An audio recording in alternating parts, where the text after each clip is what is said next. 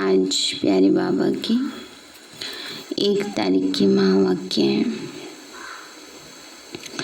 बाबा बोले, मीठे बच्चे, तुम ईश्वरीय सैल्वेशन आर्मी हो।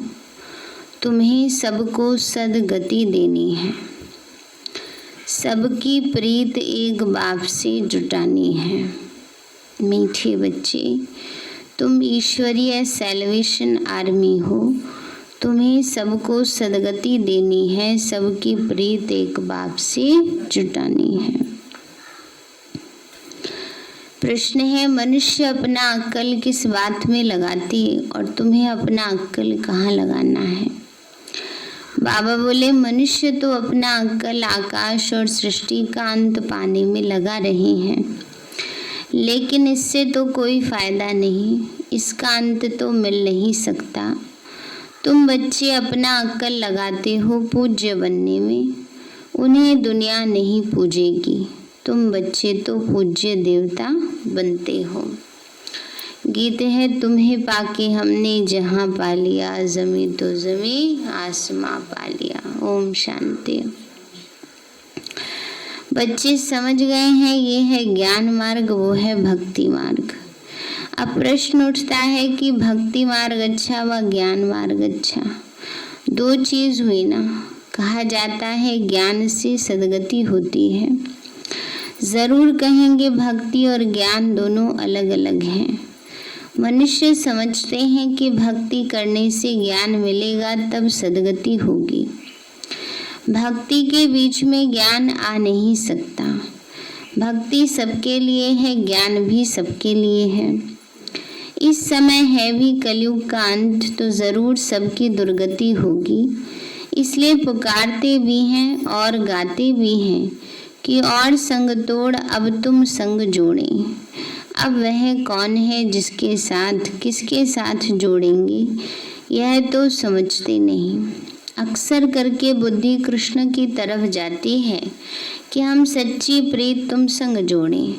तो जब कृष्ण से ही प्रीत जोड़ते हैं तो फिर गुरु गोसाई आदि किसी की भी दरकार नहीं, पर गुरु गोसाई भी बनाते हैं।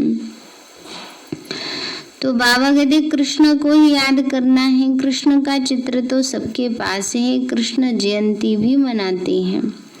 फिर और कोई के पास जाने की दरकार ही नहीं। जैसे मीरा ने एक संग जोड़ी, काम काज करते कृष्ण को ही याद करती रही। घर में रहना करना खाना पीना तो होता ही है। सच्ची प्रीत एक कृष्ण से जोड़ी, जैसे कि वह आशिक और वह माशूक हो गए। कृष्ण को याद करने से फल भी मिलता है। कृष्ण को तो सब जानते हैं, गाते भी हैं, सच्ची प्रीत हमने तुमसे जोड़ी है और संग तोड़ी है। अब ऊंचे ते ऊंचा सच्चा तो परम पिता ही है, सबको वर्षा देने वाला एक बाप ही है। उसको कोई भी जानते नहीं। भले कहते हैं परम पिता परमात्मा शिव, परंतु कब आते हैं ये नहीं जानते हैं। शिव जयंती होती है तो जरूर आते होंगे ना। गुरु नानक जयंती मनाते हैं, औरों की जयंती मनाते हैं, तो वो आते हैं, कर्तव्य करते हैं, तभी तो जयंती मनाई जाती है। बाबा कहते हैं बच्चे जरूर आते होंगे तभी तो मनाते हैं ना। कब कैसे आते, आकर क्या करते, किसी को पता नहीं है।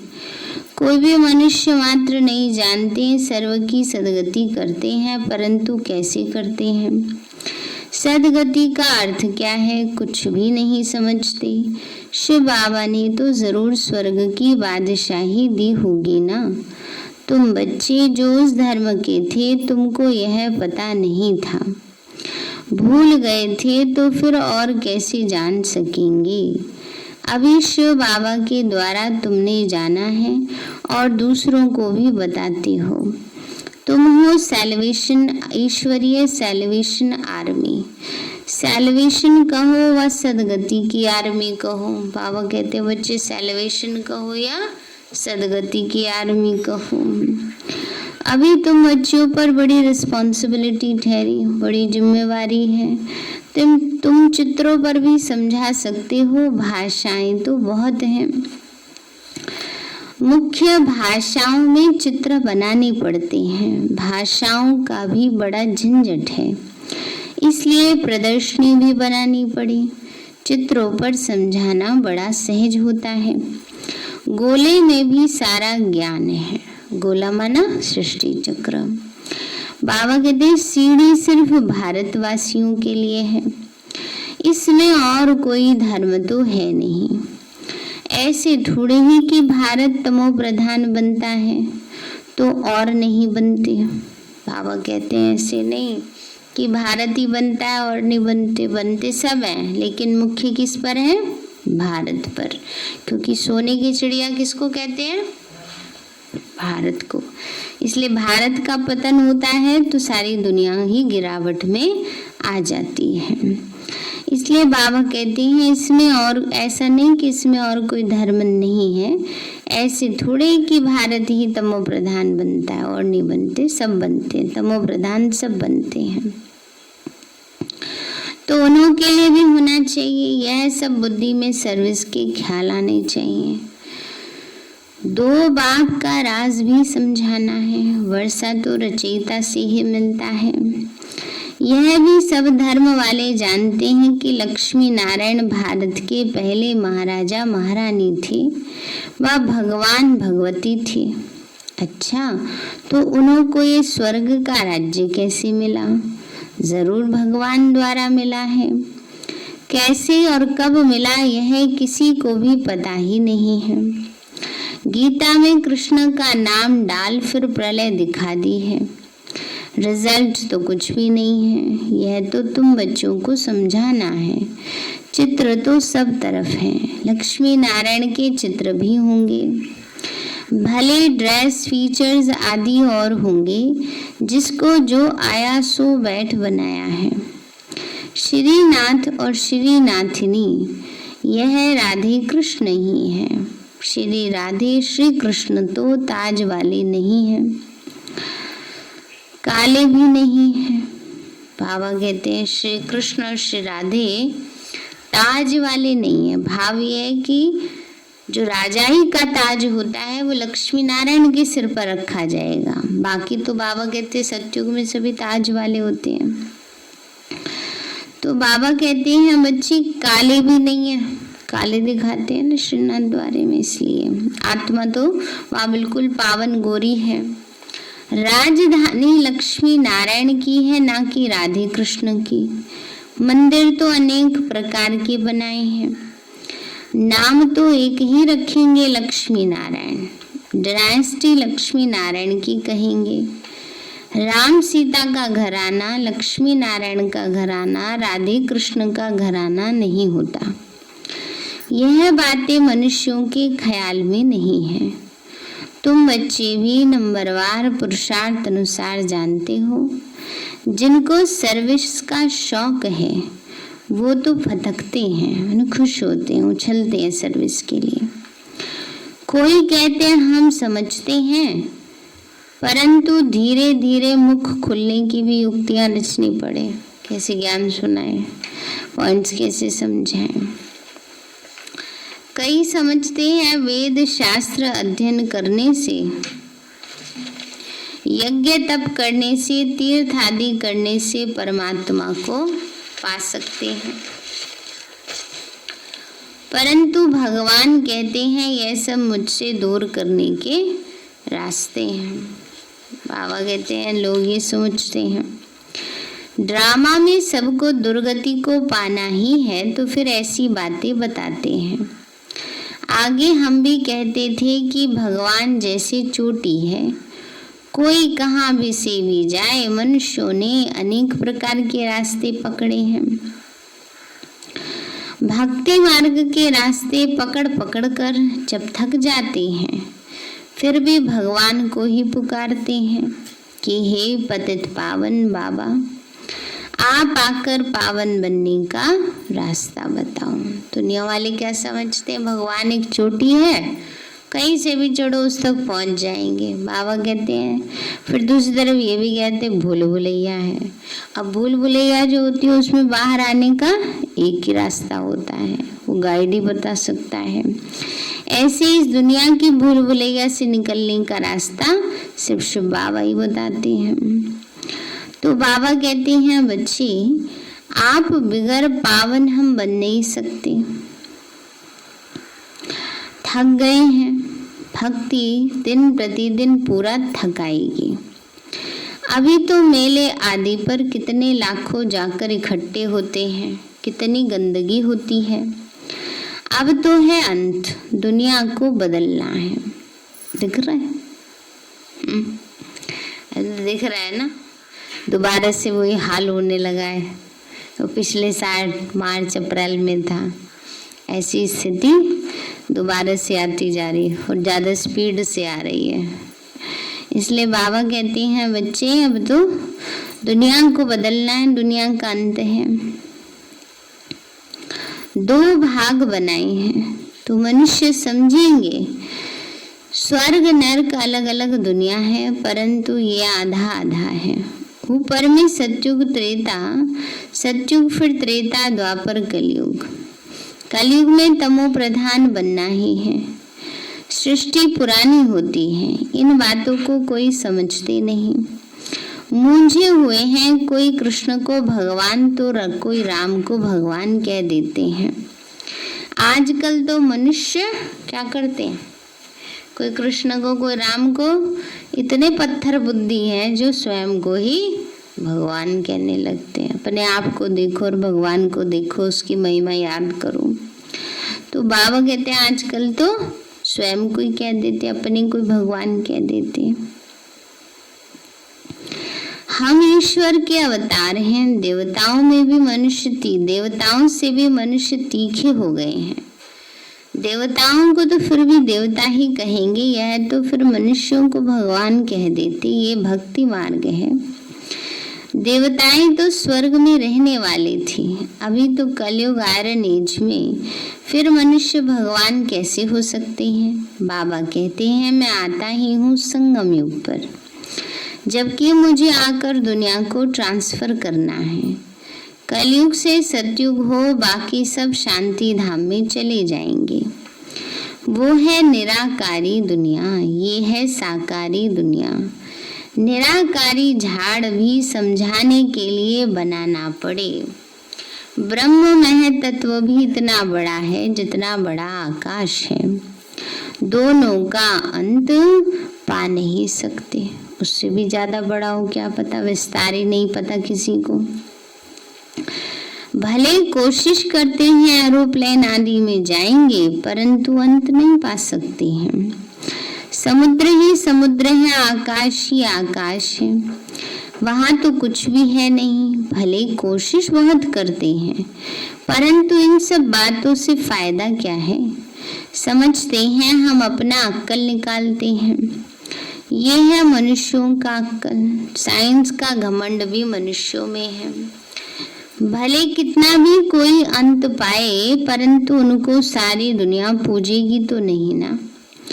देवताओं की तो पूजा होती है। तुम बच्चों को बाप कितना ऊंचा बनाते हैं, सबको ले जाते हैं शांति धाम। भले यह सब जानते हैं कि हम मूल वतन से आते हैं, परंतु जिस प्रकार तुम समझते हो वैसे दुनिया नहीं जानती। वह क्या है, कैसे आत्माएं वहां रहती हैं, फिर नंबरवार आती हैं, यह कोई भी नहीं जानते। ब्रह्म में तत्व में निराकारी झाड़ है, इसको कहेंगे निराकारी झाड़। परम धाम में आत्माएं भी झाड़ की तरह ही बैठी हुई है ना, ऐसे नहीं चार सारे उसमें बिखरी हुई हैं। बाबा कहते हैं ऐसे सिस्टमेटिक वे में चलता है, इसलिए इसको कहते हैं निराकारी झाड़। यह नहीं समझते हैं सतयुग में तो थोड़े रहते हैं, बाकी सब आत्माएं मूल वतन में रहती।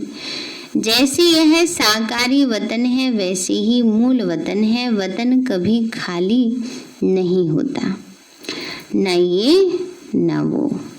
जब अंत होता है तो ट्रांसफर हो जाते हैं। कुछ तो इस वतन में रहते हैं। सारा वतन ही खाली हो जाए तो प्रलय हो जाए। प्रलय तो होती नहीं। जब लास्ट आत्मा ऊपर से आएगी तब नीचे वाली ऊपर जाना शुरू करेंगे। तो अविनाशी खंड है ना, यह सब बातें बुद्धि में रखनी है। सारा दिन यही ख्यालात चलते ही रहे कि हम किसका कल्याण करें। तुम संग प्रीत जुटी तो उनका परिचय देवे ना। वह बाप है, उनसे वर्षा मिलता है। कैसे मिलता है सो हम बता सकते हैं। बताने वालों में भी नंबरवार हैं। कोई तो बहुत अच्छी रीति भाषण करते, कोई नहीं कर सकते तो सीखना पड़े। हर एक बच्चे को अपना कल्याण करना है। जबकि रास्ता मिला है तो एक दो का कल्याण करना है। दिल होती है औरों को भी बाप से वर्षा दिलाएं। रूहानी खिदमत करें। सब एक दो की सेवा करते हैं तो बाबा आकर रूहानी सेवा सिखाते हैं। और कोई भी रूहानी सेवा नहीं जानते। रूहानी बाप ही रूहों की सेवा करते हैं। जिस्मानी सेवा तो जन्म जन्मांतर बहुत की है। अब अंतिम जन्म में रूहानी सेवा करनी है जो बाप ने सिखाई है। कल्याण इसमें है और कोई में फायदा नहीं है। गृहस्थ व्यवहार में भी रहना है, तोड़ भी निभाना है। उनको भी यह समझाकर कल्याण करना है। प्रीत होगी तो कुछ सुनेंगे। कई तो डरते हैं कि पता नहीं हमको भी सन्यास ना करना पड़े। आजकल तो सन्यासी बहुत हैं। कफनी पहन 2 अक्षर सुनाया, खाना तो मिल ही जाता है कहाँ ना कहाँ से। कोई दुकान पर जाएगा 2 पूरी दे देंगे, फिर दूसरे के पास जाएंगे, पेट पूजा हो जाती है। बाबा कहते थोड़ा भी कुछ सीखते हैं तो पेट भरने लायक हो जाता है। भीख मांगने वाले भी अनेक प्रकार के होते हैं। इस बाप से तो एक ही प्रकार का वर्षा मिलता है, बेहद की बादशाही मिलती है। सदा निरोगी बनते हैं। साहूकार तो मुश्किल ही ज्ञान उठाते हैं। गरीबों का भी कल्याण करना चाहिए। बाबा प्रदर्शनियां बहुत बनवा रहे हैं क्योंकि गावड़े बहुत हैं। मिनिस्टर आदि समझेंगे कि यह नॉलेज अच्छी है तो सब सुनने लग पड़ेंगे। हाँ, आगे चलकर तुम्हारा नाम वाला होगा, फिर बहुत आएंगे। कट निकलने में टाइम लगता है। रात दिन कोई लग जाए तो शायद निकल पड़े। बाबा कहते हैं बच्चे अगर रात दिन कोई अभ्यास करे तब आत्मा की कट निकलेगी। आत्मा प्योर हो जाएगी तो क्या होगा? आत्मा ही प्योर हो जाएगी तो इस शरीर में रहेगी, शरीर में नहीं रहेगी। आत्मा पावन बन जाएगी, पुराना पतित शरीर छोड़ देगी। यह सब समझने की बातें हैं, प्रदर्शनी में भी समझाना है। मुख्य है सारी भारत की बात। भारत का राइज हो जाता है तो सबका राइज हो जाता है। मतलब भारत ऊपर आता है तो सारी विश्व का कल्याण हो जाता है। जो बाबा कहते चढ़ती कला तेरे भाने सर्व का भला। तो बाबा कहते हैं बच्चे प्रोजेक्टर से भी प्रदर्शनी में जास्ती सर्विस हो सकती है। धीरे धीरे वृद्धि को पाते जाएंगे। दिन प्रतिदिन तुम्हारा नाम बाला होता जाएगा। यह भी लिखना चाहिए कि 5000 वर्ष पहले भी ऐसी हुआ था। ये तो बड़ी वंडरफुल बातें हैं। बाबा इशारा देते हैं। बच्चे बहुत बातें भूल जाते हैं। बाबा तो इशारा देते हैं, समझानी देते हैं, पर बच्चे बहुत सारी बातें भूल जाते हैं। कुछ भी होता है तो कहेंगे आज से 5000 वर्ष पहले भी ऐसे ही हुआ था। है तो बहुत क्लियर बात, परंतु जब किसी की बुद्धि में बातें बैठी, अखबार में भी डाल सकते हैं तो जो कुछ समझे तो सही, तो कुछ समझे तो सही। ज्ञान मार्ग में बड़ी फर्स्ट क्लास अवस्था चाहिए। ऐसी ऐसी बातों को याद करके हर्षित भी रहना होता है।